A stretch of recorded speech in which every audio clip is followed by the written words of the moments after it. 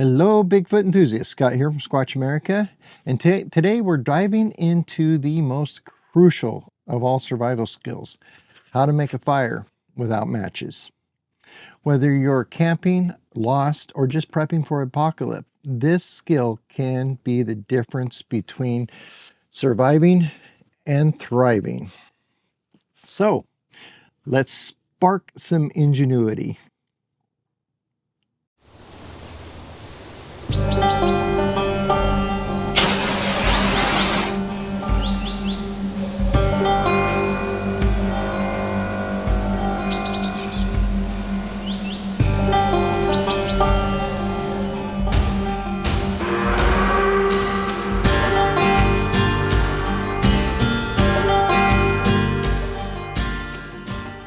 I remember the first time I was caught in the cold, rainy forest with nothing but a pocket knife and some damp wood.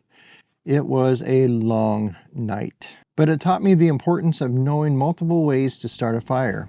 Today, I'm sharing with you what I have learned over the years. Fire is life. It keeps you warm, cooks your food, and signals for rescue.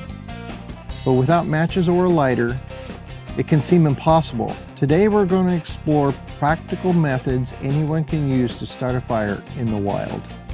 Char cloth is a lifesaver when it comes to fire starting. It's lightweight, easy to make, and highly flammable. It catches sparks effortlessly. Once it ignites, transfer it to your tinder bundle and blow gently to bring it to life. Now, char cloth has been used to make fire for centuries. So, I'm going to show you how to make it really quick, really easy. You need a tin can of some sort. Altoid cans work great. I just happen to have this one laying around. And cotton balls or old shirts, old cloth. As long as it's 100% cotton, you can make char cloth. Quick and easy.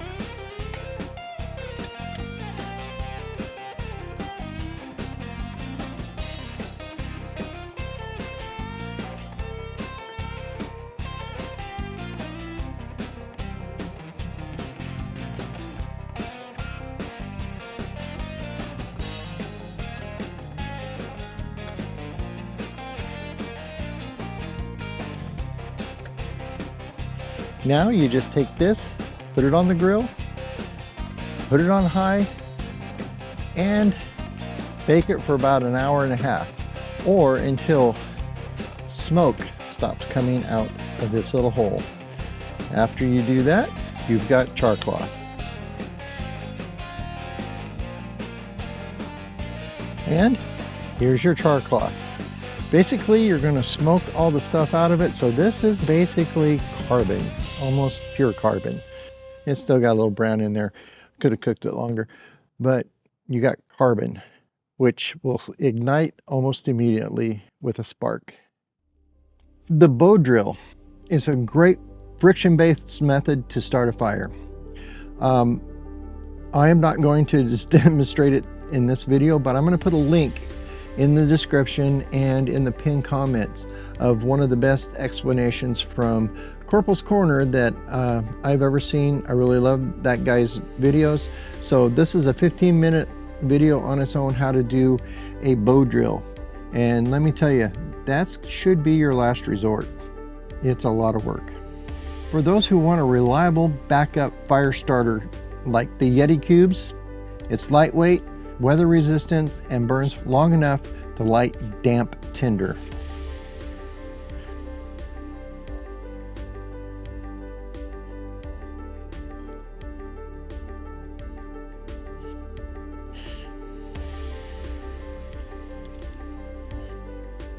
On sunny days, a magnifying glass or even a clear water bottle can focus sunlight to create enough heat to ignite dry material.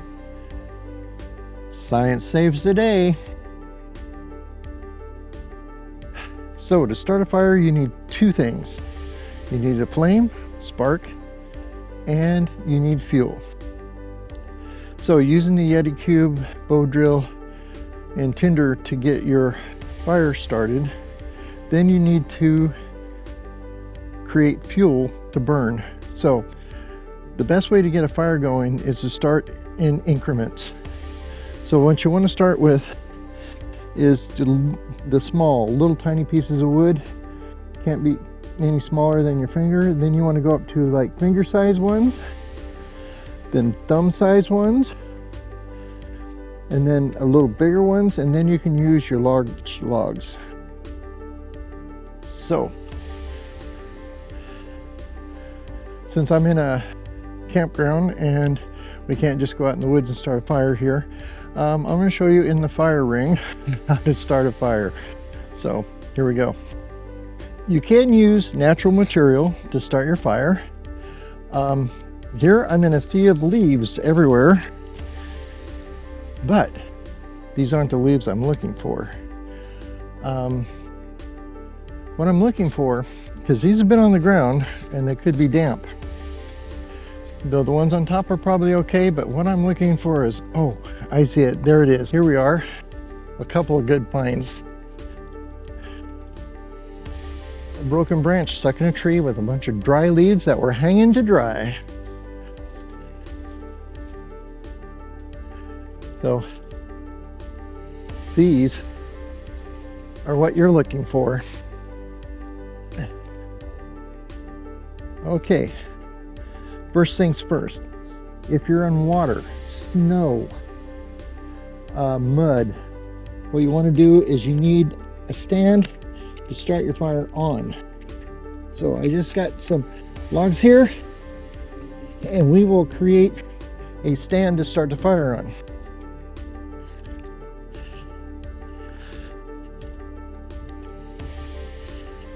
Then you need your tinder to start with.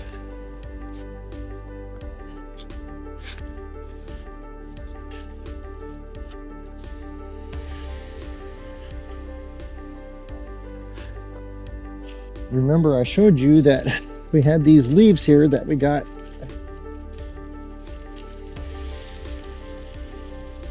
So we want to crush those up and get them in here.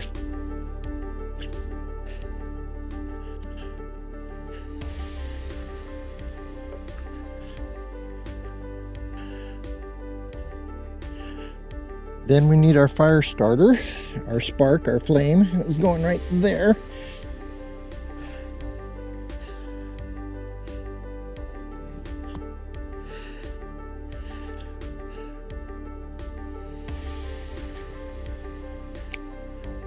And then we need to ignite it.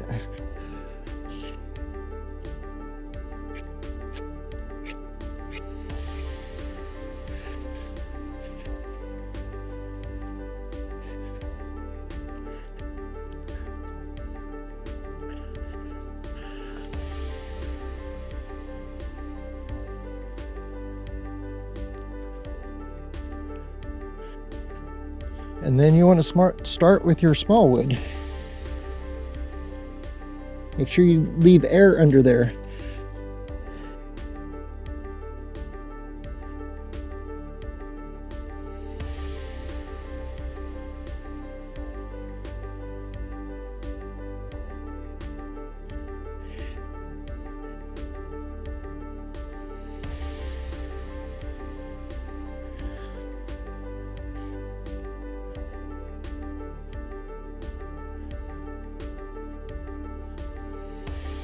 Then our pencil-sized wood.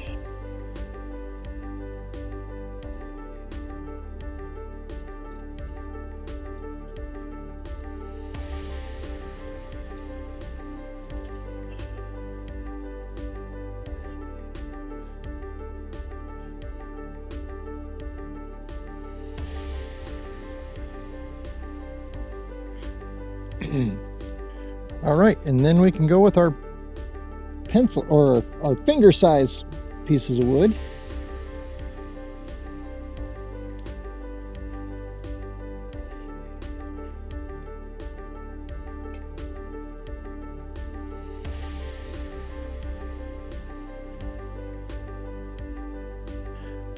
All right, and then our bigger size pieces. There have been some time between these, but for video's sake, I cut it off probably about 3 or 4 minutes between each pile. And there you have it, a rip-roaring fire. Fire building is more than a skill. It's a connection with nature, with survival, with history, and maybe even Bigfoot lore. So the next time you're out in the wild, try one of these fire starting methods.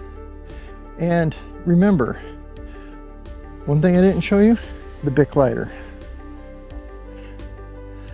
I keep one in my backpack and one in my pocket. Go out and buy a pack of them. Put one in your boot, one in your hat, one up your sleeve, one in your bag, and one in your pocket. Might as well make life easy for you. Next best thing, ferrocerium rod. I always keep one of these in my pocket, even on an everyday basis. So both those things, Bic lighters and ferrocerium rods, are in a link in the description below and in the pinned comment to go to our Amazon store if you want to purchase those for yourself. And if you enjoyed this episode of Bigfoot Bushcraft, make sure you like and subscribe and join us for more wilderness tips. And as always, we investigate then explain. We do not explain then investigated. Now go out and find Bigfoot. Warmly. That damn Sasquatch. The squatching, they're searching, they're cracking some jokes. It's Scott and Hannah, your